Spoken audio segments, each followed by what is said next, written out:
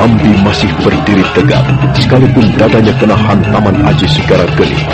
Tangan kanannya masih erat menggenggam pedangnya yang besar, tapi nampak wajahnya sedikit pucat dan sudut mulutnya mengeluarkan cairan merah. Ayo Nambi, mana aji kebalmu? Konon menurut cerita orang-orang, kau mempunyai aji kebal yang tangguh. Mana buktinya? Baru sekali pukul, kau sudah terbatuk-batuk. Apa hanya seketek ini ilmu kebal orang-orang Lambajang? Jangan sombong, Rakuti. Aku belum kalah. Kau hanya menunggu untuk kukalahkan, Nambi. Kau tidak berhasil, tidak mungkin berhasil menandingi kemampuanku. Sombong. Aku benci orang sombong. Kau memang dikjaya, Rakuti. Tapi kesombonganmu akan menghancurkan hidupmu kelak. Apakah kau hanya tinggal bisa mengutuk, Nambi? Ayo, pertarungan belum selesai. Angkat kembali pedangmu. Aku masih sanggup bertarung 20 jurus lagi. Lihat, Rakuti.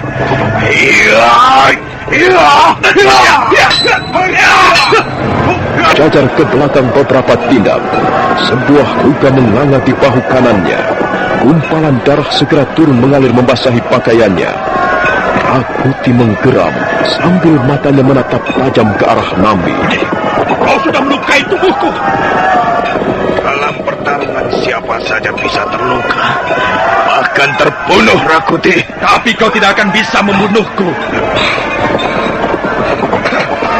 Aku akan buktikan kata-kataku ini. Bersiaplah, setan tua.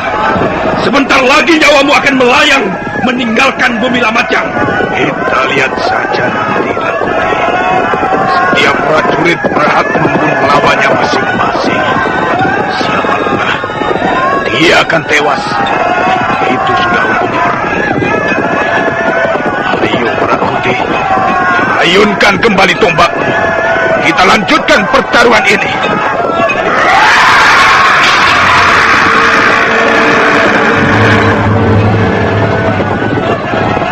Aku tidak membutuhkannya lagi.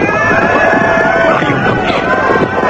Akan kuhadapi serangan-seranganmu dengan tangan kosong. Aku tidak membutuhkan senjata lagi untuk membinasakan prajurit tua seperti Nambi. Lagi-lagi kau menyombongkan diri, Rakuti. Sesumbarmu setinggi gunung Semeru. Kesombonganmu menyentuh langit. Tapi barangkali memang itu sudah watak. Watak seorang cecunguk Ramapati. Diam keparat! Atau aku akan menyumbat mulutmu selama-lamanya.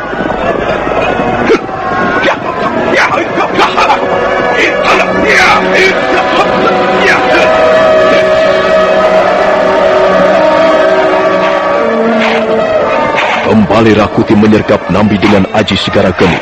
Sekarang dia bertarung dengan segenap kemampuannya. Dia bertarung sambil menggeram laksana harimau jantan.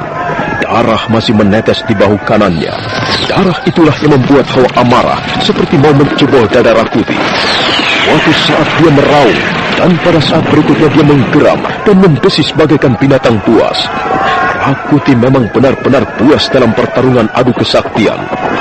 Nambi sendiri belum pernah melihat perwujudan seperti Rakuti dalam peperangan yang pernah dialaminya selama ini. Seolah-olah dia sedang berhadapan dengan raja setan yang sangat jahat, kejam dan licik. Kali ini Nambi kembali lengah. Dia belum sempat memutar tubuhnya pada saat Rakuti meraung sambil menerkam.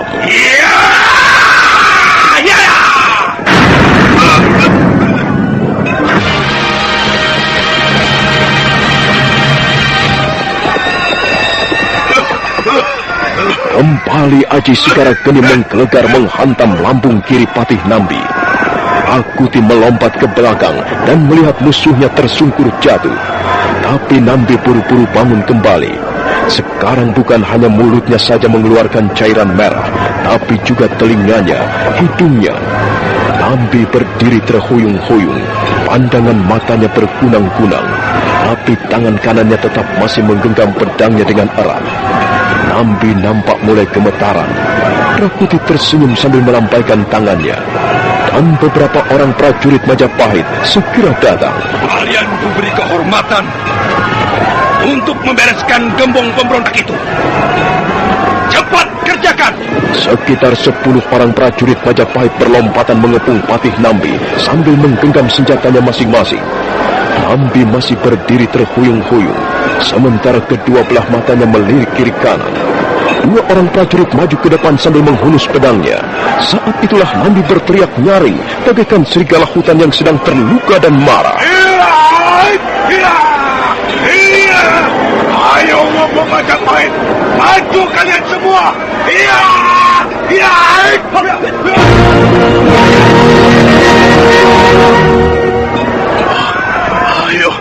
Ayo prajurit Majapahit, aku belum menyerah. Ayo maju kalian semua. Tua, rupanya kau masih mempunyai simpanan tenaga. Kau sudah membunuh 10 orang prajurit Majapahit sekaligus. Ayo Rakuti, kita teruskan lagi pertarungan ini. Baik Nambi, bersiaplah. Rakuti melompat mundur beberapa tindak. Tangannya diputar-putar ke kiri dan ke kanan. Darah masih mengalir di bahunya yang terluka. Tapi Rakuti tidak memperdulikannya. Dia kembali bersiap-siap mengeluarkan Aji Segara Geni. Siro Raktuning Geni, Siro Anwasani Lakuning Geni, Jagat Iro Jagat Geni, Langit Iro Langit Geni, Segoro Niro Segoro Geni.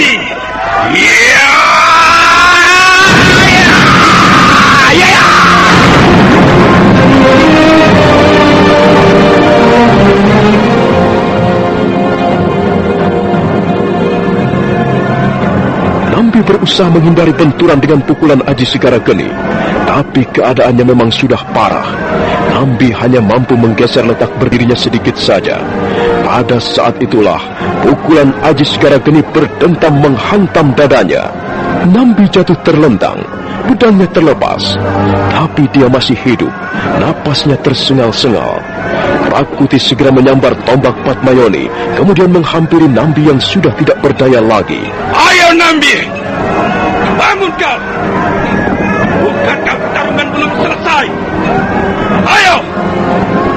Aku masih sanggup bertarung 100 jurus lagi. Wah, berani melawan Rakuti. Di mana letak kebesaranmu, Patih Nambi? Tinggal 23 orang lagi, namun mereka masih terus mengadakan perlawanan dengan gigih. Satu persatu mereka roboh. Sang Ramapati memberikan isyarat. Sekitar 100 orang prajurit Majapahit berhamburan, dan mereka bersama-sama membantai sisa-sisa prajurit Lamajang. Tubuh prajurit Lamajang menjadi sasaran empuk mata pedang lawan. Mayat mereka segera bergelimpangan tak tentu arah.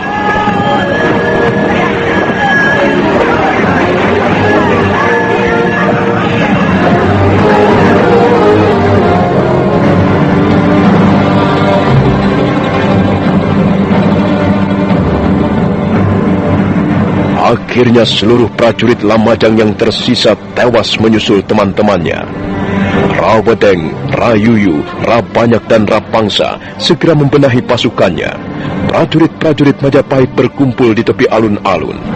Sang Prabu Jayanegara segera turun dari gajah dan melangkah ke arah ruangan pendopo.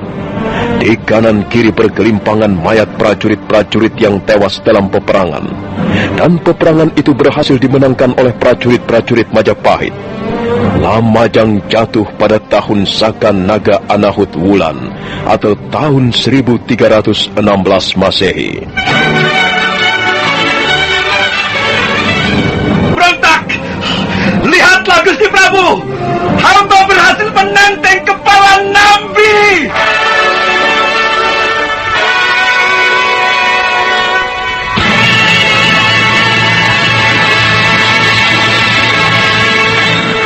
Rakuti mengacung-acungkan kepala Nambi di atas kepalanya sendiri.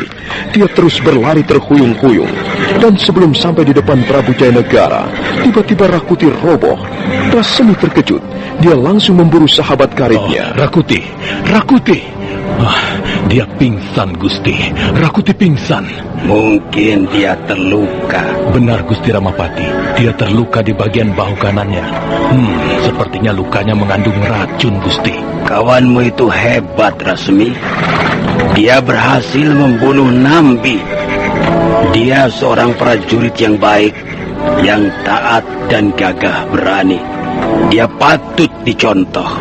Apakah lukanya parah? Oh, mungkin juga, Gusti Prabu. Hamba kira dia perlu segera mendapat pertolongan.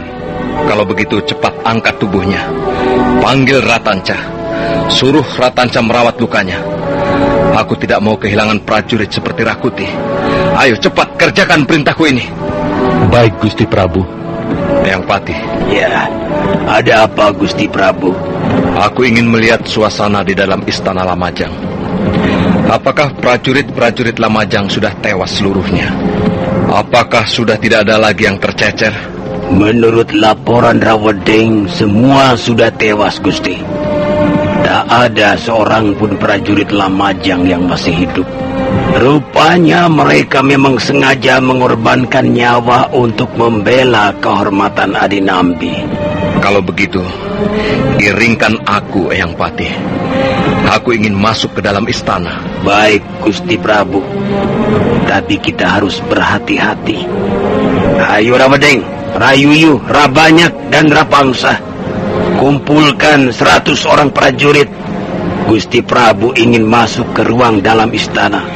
Kawal Gusti Prabu dengan ketat.